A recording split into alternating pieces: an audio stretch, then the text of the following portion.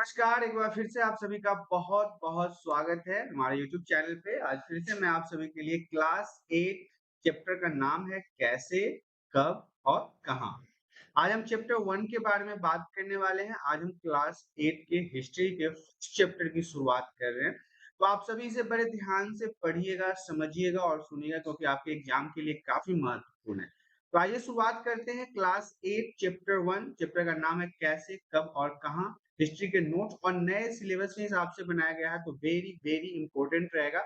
सबसे पहला टॉपिक हमारा इसमें कहता है जेम्स मिल कौन था। देखिए ये नाम तो बिल्कुल याद कर लीजिएगा क्योंकि ये 12th तक तो आपको बिल्कुल पढ़ना ही है। इसके अलावा ये graduation BA BCom B honours ऊपर के क्लासों में भी आपको ये सारी चीजों की जानकारी रखनी है कि जेम्स मिल कौन था। तो जेम्स मिल के बारे में जान लेते हैं कि स्कॉटलैंड एक देश है, वहाँ पे इनका जन्म हुआ था। ये वहीं के अर्थशास्त्री थे और राजनीतिक शास्त्री थे। मतलब राजनीति के बारे में भी इनको बहुत ही ज़्यादा नॉलेज था और इकोनॉमी के बारे में तो नॉलेज था ही था। 1817 में क्या हुआ, जेम्स मिल ने ए हिस्ट्री ऑफ ब्रिटिश इंडिया नाम का एक पुस्तक लिखा। एक बुक लिखा था इन्होंने ए हिस्ट्री ऑफ इंडिया के नाम से। ए हिस्ट्री इन्होंने जो किताब लिखी थी उस किताब का नाम था ए हिस्ट्री ऑफ ब्रिटिश इंडिया। नाम को याद रखिएगा, एग्जाम में पूछा जाता है।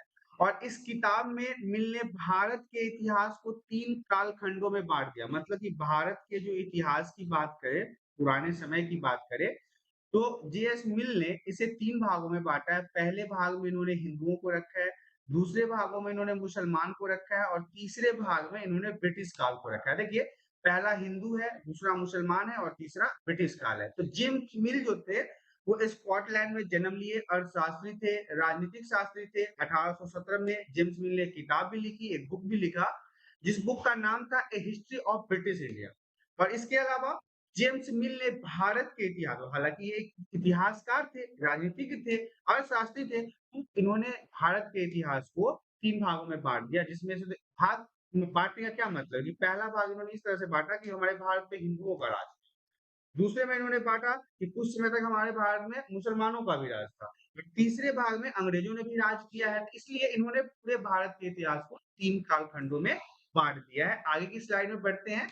मिल की आलोचना बताइए। आलोचना का मतलब होता है शिकायतें। मिल के बारे में जो शिकायतें हुई पूरी दुनिया में या दूसरे इतिहासकार, दूसरे अर्थशास्त्री, दूसरे राजनीतिक शास्त्र के लोगों ने जो मिल की शिकायतें की हैं, इसके बारे में जान लेते हैं। मिल जब भी नाम आएगा तो आप याद रखिएगा जेम्स मिल नाम होगा इसका। इसके अलावा कई इतिहासकारों ने जेम्स मिल के इस नामाकरण में खामियां नजर दिखाई है। देखिए, जो इन्होंने भारत के कालखंडों को बांटा है, प्रथम, द्वितीय और तृतीय, जिसमें हिंदू, मुस्लिम और ब्रिटिश है, तो इसमें दूसरे-दूसरे लोग जो थे उन्होंने इसमें खामियां नजर दिखाई है। खामियां का मतलब उन्होंने गलतियां निकाला है, गलतियां।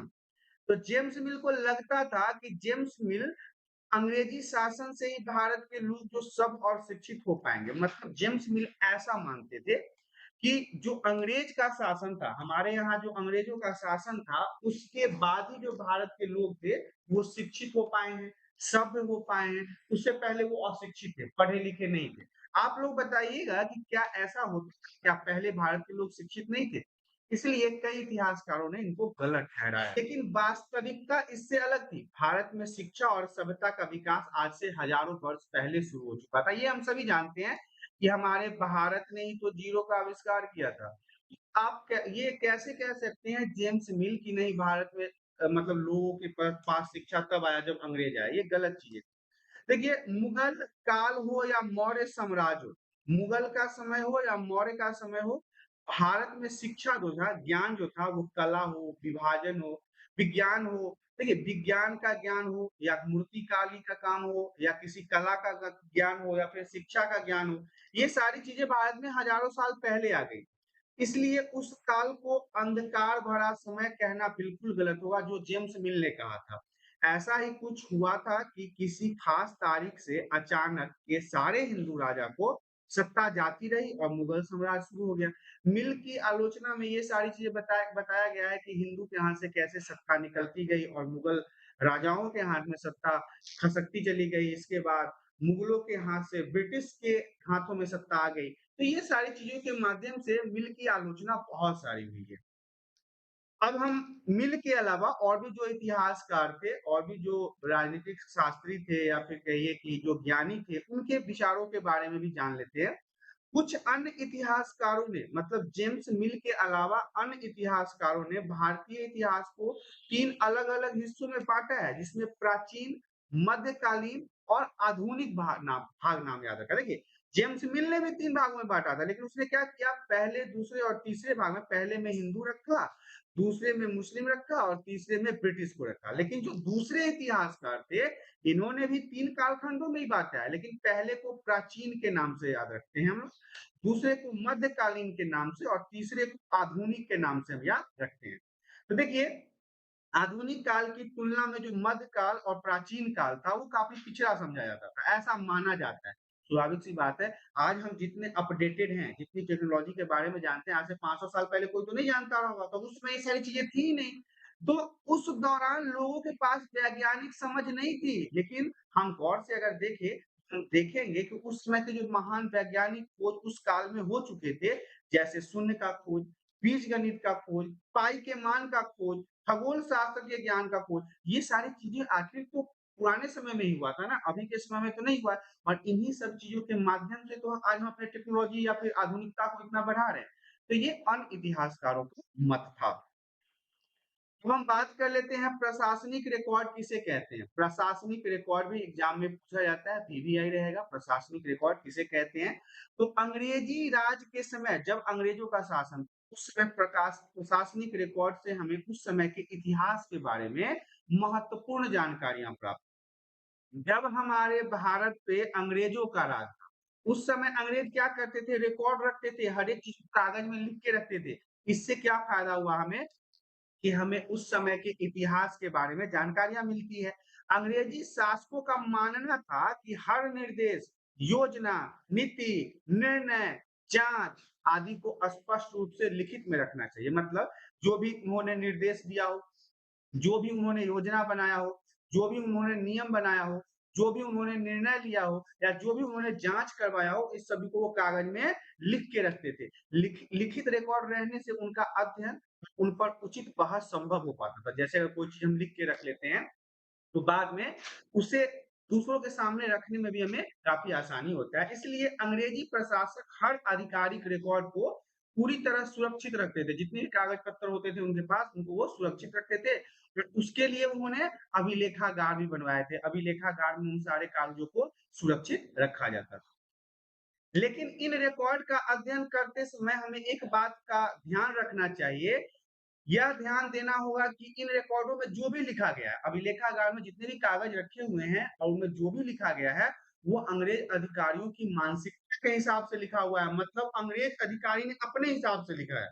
उसमें हम भारतीयों के बारे में ज्यादा चीजें नहीं लिखी हुई है, उन्होंने अपने हिसाब से लिखा हुआ है। हो सकता है कि लिखते समय कुछ मुद्दों को उन्होंने नजरअंदाज कर दिया हो, छोड़ दिया हो, जो उनके फायदे का नहीं रहा हो, वो उन्होंने छोड़ दिया है। अपनी जरूरत के हिसाब से फेर बदल करके उन्होंने इन सब चीजों को लिखा है। इसलिए इन रिकॉर्ड से आम आदमी के जीवन के बारे में ठीक-ठीक पता नहीं लगाया जा सकता।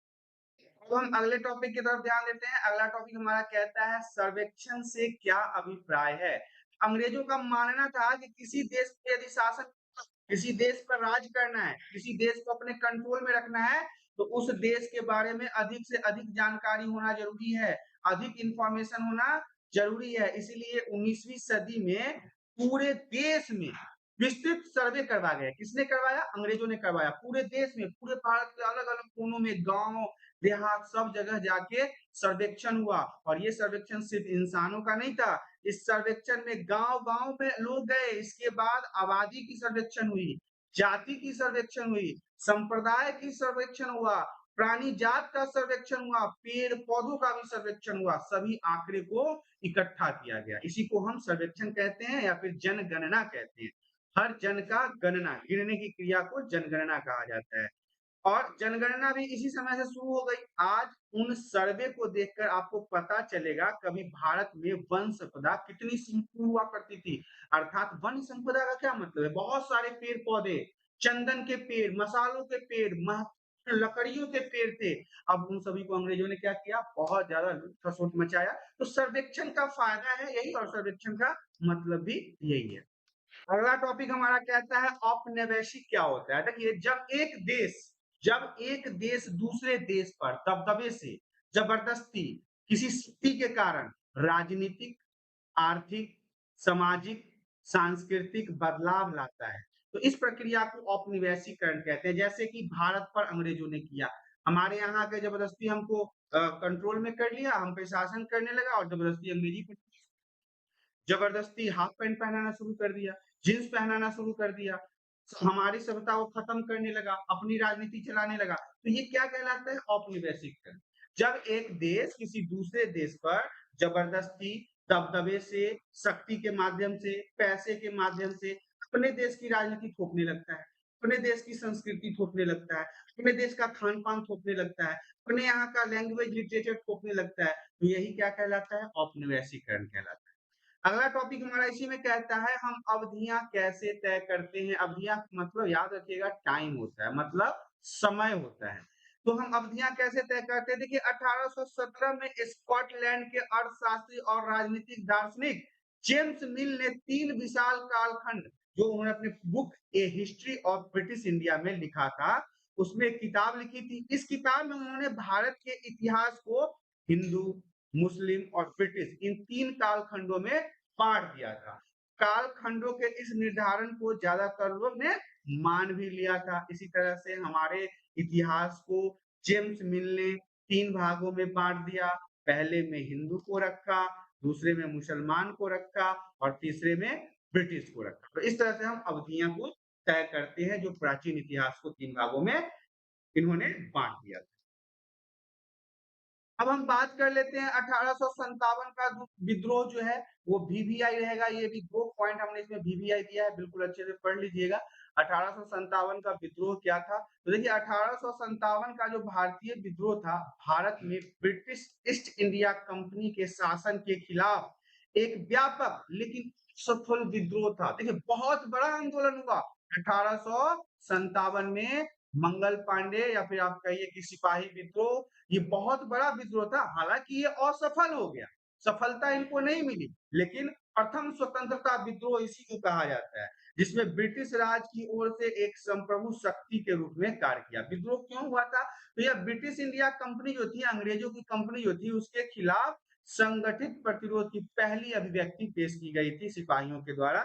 यह ब्रिटिश इंडिया कंपनी की सेना के सिपाहियों के विद्रोह के रूप में भी शुरू हुआ था। आप कह सकते हैं ये विद्रोह इसलिए हुआ था क्योंकि उस समय जो सेना में ब्राह्मण जाति के लोग भर्ती होते थे, तो ऐसा वहां पे दावा किया गया था कि जो बंदूक की गोलियां बनती है उसमें सुअर और गाय के चर्बी का उपयोग होता है। तो आप जानते हैं कि हिंदू धर्म में ब्राह्मण कभी भी गाय के मांस को मुंह पे डालेगा? नहीं डालेगा। सुअर के मांस को मुंह पे डालेगा? मांस को डालेगा ही नहीं।